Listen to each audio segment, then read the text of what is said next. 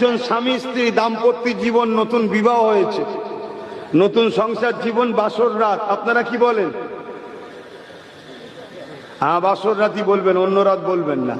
বাসর রাত, স্বামী স্ত্রী ঢুকেছে, ঘরের দরজা দিয়েছে, দিয়ে স্বামী স্ত্রী একে অপরের হাতে হাত রেখে প্রথম শপথ করছে কি, যে ফজর হওয়া পর্যন্ত যেই ডাকুক দরজা কিন্তু আমরা খুলবো না আজকে। ভালো কথা, তাদের সংসার, তাদের জীবন, ইজাজত আছে, রাইট আছে। কিছুক্ষণ পরে ছেলের বাপ এসছে, শপথ করার কিছুক্ষণ পরেই ছেলের বাপ এসছে, দরজা আঘাত দিয়েছে, বাবা দরজাটা খোল রে। কে? আরে আমি তোর আব্বারে। ছেলের নাম ধরে বলছে। ছেলেটা, স্বামীটা স্ত্রীর মুখের দিকে তাকাচ্ছে, স্ত্রী বলছে হাতে হাত দিয়ে শপথ করা হয়েছে, দরজা খোলা হবে না। ছেলেটা বলছে আব্বা তুমি এখন যাও, সেই সকালে কথা হবে। বাপ বলছে এটাই তো চাই রে বাবা, তোরা যদি খুশি থাকি তো ভালো কথা। মুরব্বীরা কেন আসে একটু বুঝিয়ে দেয়, মা জীবনে চলার পর দুদিনের দুনিয়া একে অপরকে বুঝবে, এই জন্যই তো বলে নাকি। তোরা যখন প্রথম থেকেই মিলে আছিস তো ভালো কথা। বাপ খুশিতে চলে গেছে। তার কিছুক্ষণ পরে মেয়ের বাপ এসেছে, দরজা আঘাত। কে? মেয়ের নাম ধরে বলছে মারে আমি তোর আব্বা।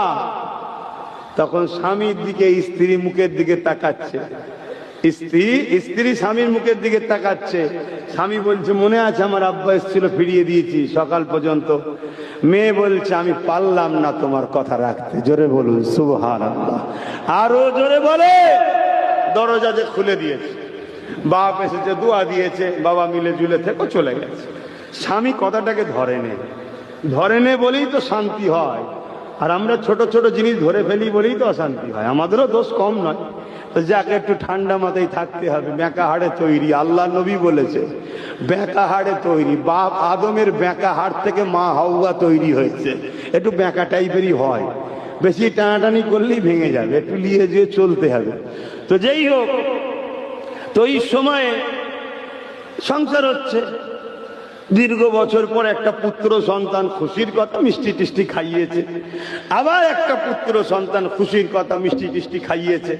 আবার একটা চারটে পুত্র সন্তান, মিষ্টি টিষ্টি খাইয়েছে।